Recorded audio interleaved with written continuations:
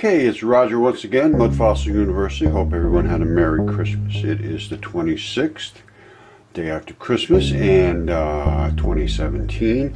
And here we have the walls that everyone says, ooh, how fabulous these are. They all squished together and they look perfect, and how could they possibly do this? Well, Mud Fossil University has discovered the reason behind this, and it is, and I'm going to give you the smoking gun right now, this is all flesh, and it was all cut when it was pliable, and it was all put together like putty, and it all fell into place exactly perfect. And I will show you the reason I say that, and I have 100% evidence and proof of that, and if anybody wants to dispute it, I would like to hear the reason.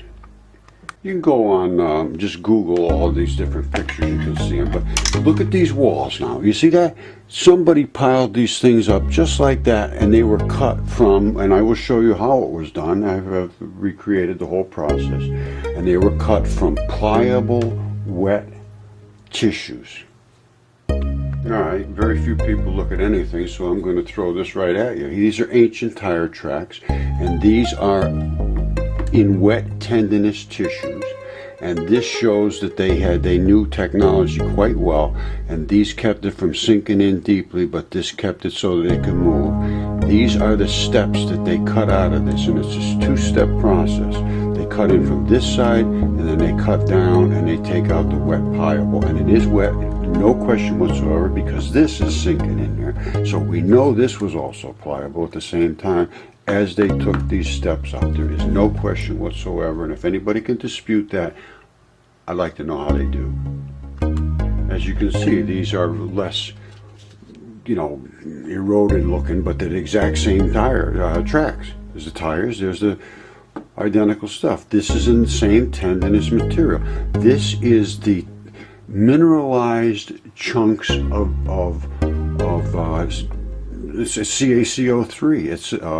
It's the tendinous material that infuses into the muscle as it transitions from the purely tendon like this, the fibrils, into the purely, well, not purely, but mostly flesh in your muscles.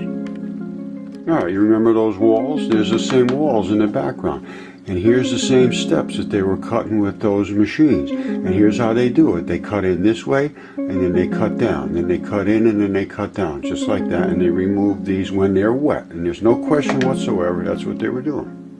And this is that tendinous material you were just looking at. These are the fibrils that run along. And if you see these little wrinkles here and there, those are abrupt transitions. They break in those places, and that's what's called, that's your sports injuries.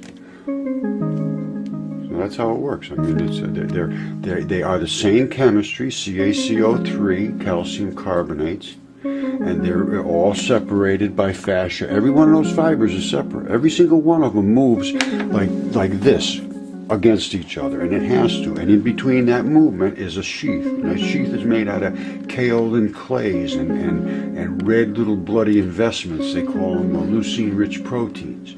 And that is what these things slide back and forth on to keep them slippery. And there's a lot of chemistry involved here, and I understand every single bit of it. I've been working on this for years, and it all makes sense, and it's not being paid attention to.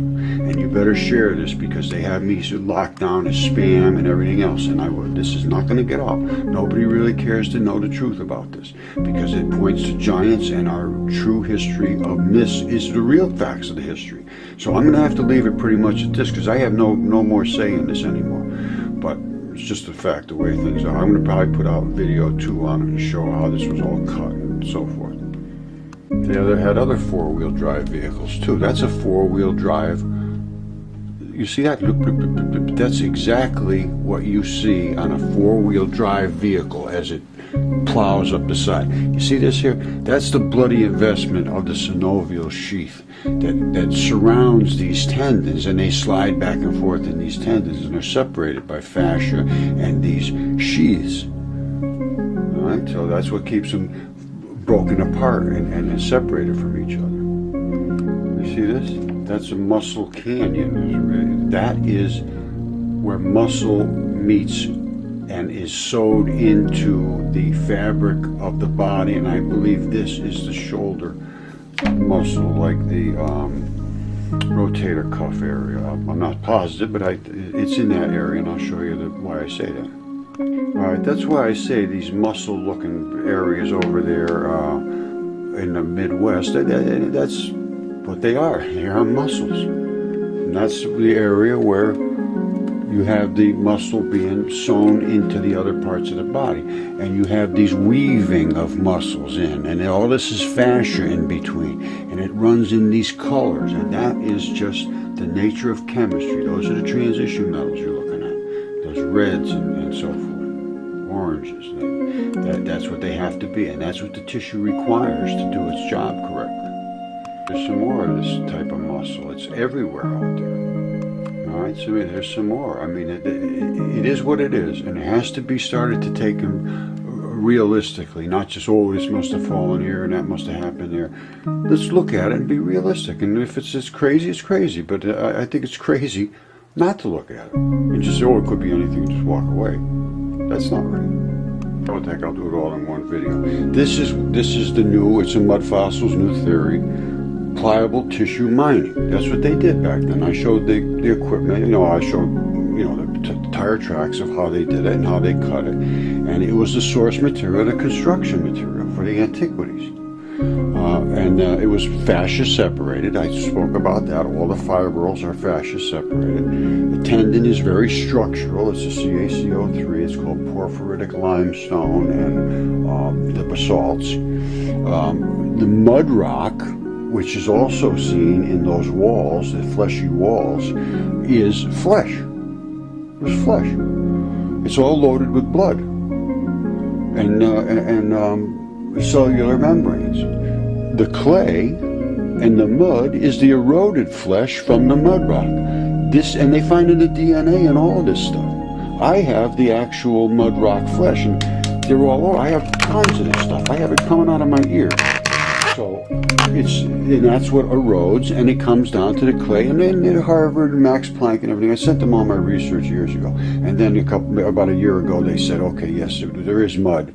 It has the DNA, but they won't admit it's in the mud fossils. Well, they won't talk to me, so I don't know if they're admitting it or not. But they refuse to discuss anything with me. So, and therefore, the world has no clue about this. That this is where it comes from. They make it sound like it just came from nowhere. Well, it's obviously eroded. Now, the next thing is sand is eroded skin cells. It's dense in silicon. That's what presents yourself to the world. The silicon is extremely tough, and it's 50 times denser in your skin, and that's what causes the sand. It's silicon dioxide, SiO2. Now, here's what happened when they took, so that's all the story about the details here. Now, here's what they did when they made these, when they did their work on construction materials.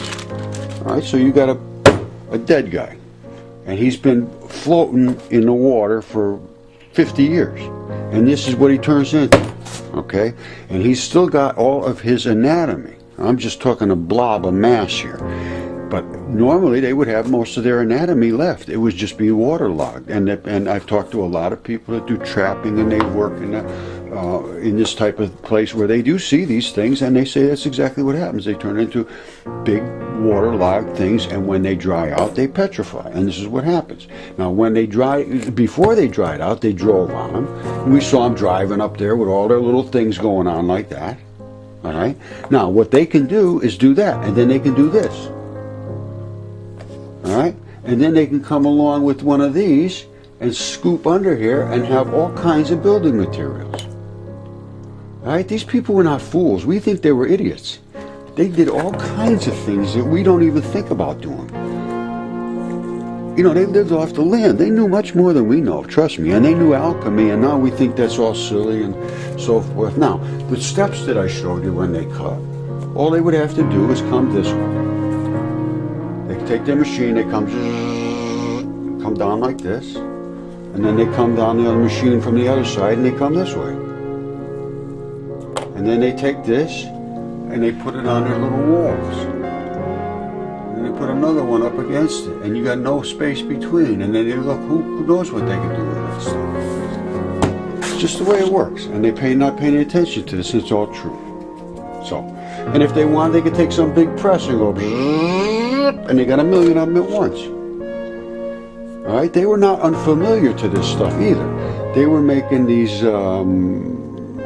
clay cylinders and just rolling them. So this is not something that was out of their scope of activities. And that's how they got all their building materials and stuff. There's not nearly what they're saying. Now, later, as you know, the ones I'm talking about are the early ones, early ones, huge megalithic structures that nobody can explain. Those are fully explained now. So, Mud Fossil University, once again, the home of truth, justice, peace, fairness, respect. And we'd like to see that throughout the world and have you take a look at reality because it is overlooked. Thank you. Come to Mud Fossil University on YouTube. Share this because I have been shut down throughout the internet, virtually shut down. So if you don't share this, if you see this, you're pretty lucky to see it. If you don't share it, it's just wasting time. All right, thank you. Goodbye.